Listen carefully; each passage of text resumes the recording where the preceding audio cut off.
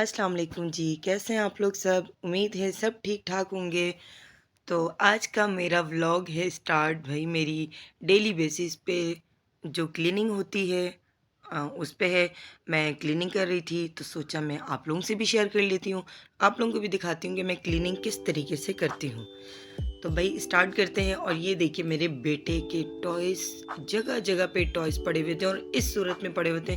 छोटी-छोटी थैलियाँ बना के ना उसमें 2-2 3-3 टॉयज़ डाल के रखे हुए होते ताकि जब मेरी मम्मा सफाई करे तो हर जगह से टॉयज़ मिले, हर जगह से टॉयज़ मिले और थोड़ी मेहनत से सफाई हो। ये तो बच्चों का काम होता है गंद करना और माँ का काम होता है उठाना। मुझे लगता है सब बच्चे ऐसे ही करते होंगे। तो बस ये थी स्टडी टेबल और स्टडी टेबल को जितना मर्ज़ी ऑर्गेनाइज़ करके रख लो बट इसने ऑर्गेनाइज़ नहीं रहना होता है। अब हर चीज़ को उनकी जगह पे रखती हूँ लेकिन उनकी जगह पे नहीं मिलती हैं। चीज़ें इधर-उधर पड़ी रहती हैं। और ये मैं आपको अपनी बेटी की ड्राइंग दिखा रही थी। आप ड्राइंग देखें कितनी प्यारी इसने ड्राइंग बनाई हुई है। और बच्चों को इस तरह के वो ड्राइंग बनाना, काम करना, वो जब खुद से लगे रहते हैं ना तो अच्छा लगता है। जैसे कुछ भी बनाना, कोई भी प्रैक्टिस करती हैं। अब मेरी बेटी अक्सर मुझे बोलती है मोबाइल में वो 5 मिनट क्राफ्ट का जो वो आता है ना जिसमें ड्राइंग वगैरह बनाते हैं, तो मैं अक्सर उसे वो निकाल के देती हूँ कि ताकि वो देखे। चाहे उसे परफेक्ट बनाना ना है बट कुछ ना कुछ वो लगी रहे, तो बच्चे इस तरीके से सीख लेते हैं। तो बस ये साथ-साथ मैं क्लीनिंग कर रही थी। और क्लीनिंग मेरी ऐसी होती है कि हर चीज़ को हटा के और उसको जो है ना वो झाड़ू, पोछा सब चीज़ करनी पड़ती है। और ऑब्वियसली आपको जब तक इस तरीके की सफाई नहीं करें तो आपको नहीं मज़ा आता है। मुझे ऐसा लगता है कि जब तक आप डीप क्लीनिंग हर लेडीज़ की एक कमज़ोरी होती होगी जब वो स्टार्ट होती है तो फिर उससे सारी डीप क्लीनिंग ही करनी होती है। तो ये मैंने सब डाइनिंग टेबल हटा के और यहाँ से पूरा अच्छे तरीके से क्लीन किया, झाड़ू किया, पोछा किया और बिल्कुल इसको चमका दिया था क्योंकि ये डाइनिंग टेबल के नीचे वो एरिया होता है, वो जगह होती है कि लाज़मी आप कुछ भी खाते-पीते हैं, बच्चे कुछ ना कुछ खाते हैं तो छोटी-छोटी चीज़ें यहाँ पे घिर जाती हैं। तो आप कोशिश करें डेली बेसिस पे इसको साफ़ किया करें अपने डाइनिंग वाले एरिया को, ताकि कोई ऐसी-वैसी चीज़ें ना आएँ कि बच्चों को भी नुकसान पहुँचे। जर्म्स होते हैं, चिंटियाँ वगैरह हो जाती हैं, कुछ भी आ जाता है। अगर हम उसे उस जगह को ख़ास तौर पे आपको साफ़ करना चाहिए जो डाइनिंग वाला एरिया हो।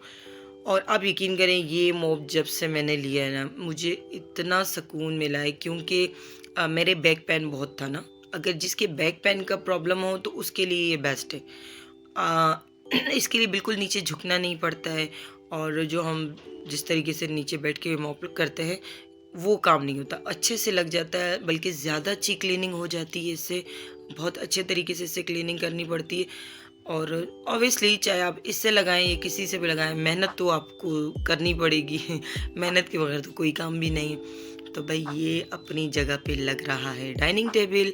और डाइनिंग टेबल की मुझे चेयर्स लेनी थी, लेकिन मैंने अभी तक चेयर्स इसलिए नहीं ली कि मैं कभी सोचती हूँ ले लेती हूँ, आज जाती हूँ ले लेती हूँ, 1 हफ़्ते में जाती हूँ सोचती हूँ ले लेती हूँ, बट वो हर दफ़ा इसलिए रह जाती है कि मेरे पास स्पेस बहुत कम है। और स्पेस कम होने की वजह से बहुत सी चीज़ें ऐसी रह जाती हैं जो लेनी भी होती हैं तो वो छोड़ देती हूँ कि चलो इसके बगैर गुज़ारा हो रहा है तो छोड़ दो।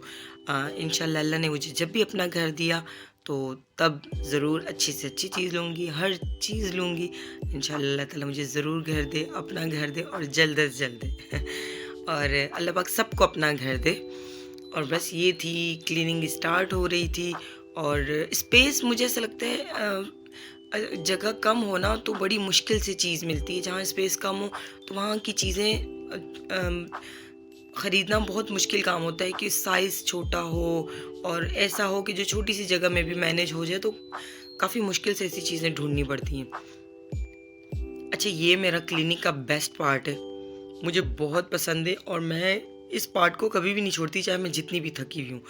जब तक जितनी भी डस्ट ऑफ कर लो, जितना भी सब साफ़ कर लो, जब तक मैं शाइनर स्प्रे से शाइनिंग हर चीज़ को शाइनिंग ना कर दूँ ना, मतलब चाहे वो डाइनिंग एरिया हो, फर्नीचर हो, किचन में ओवन वगैरह हो, सब कुछ, तो जब तक मैं इस तरह की क्लीनिंग शाइनिंग वाली ना कर दूँ ना तो मज़ा नहीं आता है। क्लीनिंग क्लीनिंग नहीं लगती है तो इसके बाद मुझे जाना था किचन की तरफ। ये देखें पहले कितना गंदा था। जब गंद फैला हुआ होता है ना और जब सफाई तो ऐसा लगता है बस साफ है, लेकिन कितना टाइम लग जाता है, कितनी मेहनत होती है, वो तो एक लेडीज ही जानती है। तो ये स्टोव की भी क्लीनिंग कर रही थी। मेरी स्टोव की क्लीनिंग भी बड़ी मुश्किल होती है, हर चीज़ निकाल के मैं प्रॉपर साफ़ करती हूँ। इंशाल्लाह वो भी मैं आपको दिखाऊंगी कभी कि मैं किस तरीके से साफ़ करती हूँ, क्या क्या चीज़ें बीच में ऐड करती हूँ जिनसे मैं ये स्टोव के अंदर की सारी चीज़ें मैं बिल्कुल क्लीन करती हूँ, बहुत प्यारे से क्लीन हो जाते हैं। और ये ज़रूर करना चाहिए, क्योंकि आप ऊपर ऊपर से आप सफाई ना करें, आप बिल्कुल हर चीज़ को इनको निकाल के और फिर आप सफाई करेंगे तो आपको ज़्यादा मेहनत नहीं करेगी पड़ेगी हर दफ़ा सफाई करने में। तो बस ये मैं साथ साथ इनको ये लगा रही थी, क्योंकि मुझे रखनी थी चाय। और चाय रखने से पहले इस चाय और दूध ऐसी चीज़ें, इनको आप रखो बॉयल होने के लिए, पकाने के लिए, और ये स्टोव पे ना घेरें, ऐसा तो पॉसिबल हो ही नहीं सकता ना। तो यहाँ पे थोड़ी सी चाय ने अपनी कारीगरी की हुई थी, नीचे घिरी हुई थी।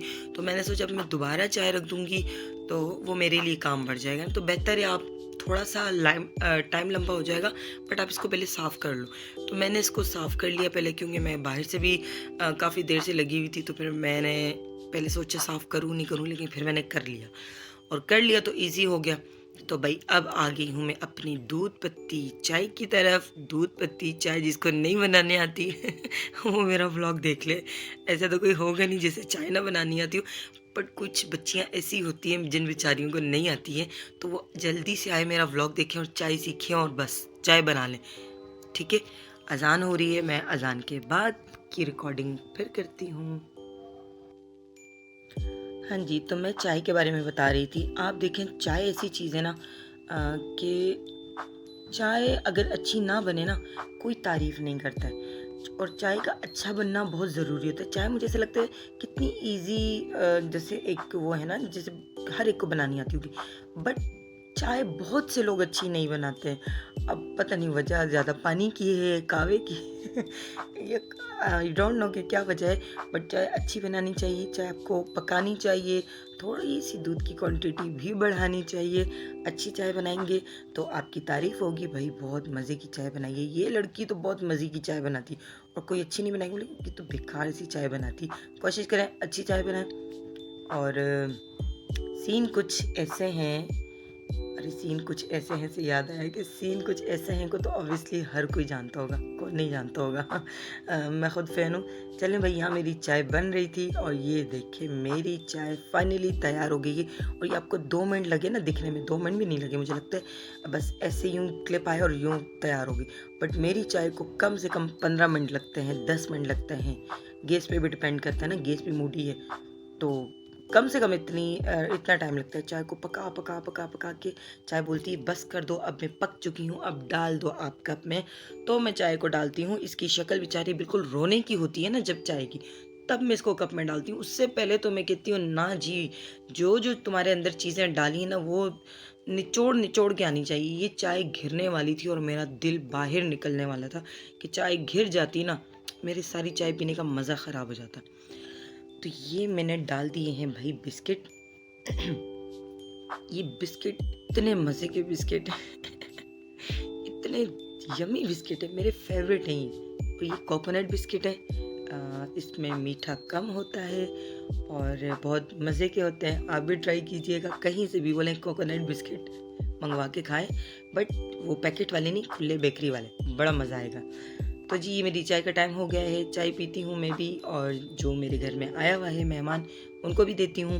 तो उम्मीद करती हूँ मेरी वीडियो पसंद आई होगी। तो प्लीज़ मेरे चैनल को सब्सक्राइब कर दो यार, सब्सक्राइब करोगे तो मैं आप लोगों के लिए अच्छी अच्छी इन्फॉर्मेटिव वीडियो लेकर आऊँगी और बहुत कुछ लेकर आऊँगी मैं। ठीक है, आप सब्सक्राइब करो, देखो मेरे चैनल पे क्या कुछ नहीं मिलेगा आप लोगों को देखने के लिए। तो दिल से थैंक्स करूँगी जिन्होंने सब्सक्राइब किया, और जो करने वाले हैं, जो नहीं भी कर रहे, कोई ज़ोर ज़बरदस्ती नहीं है। चलें भाई, अल्लाह हाफ़िज़।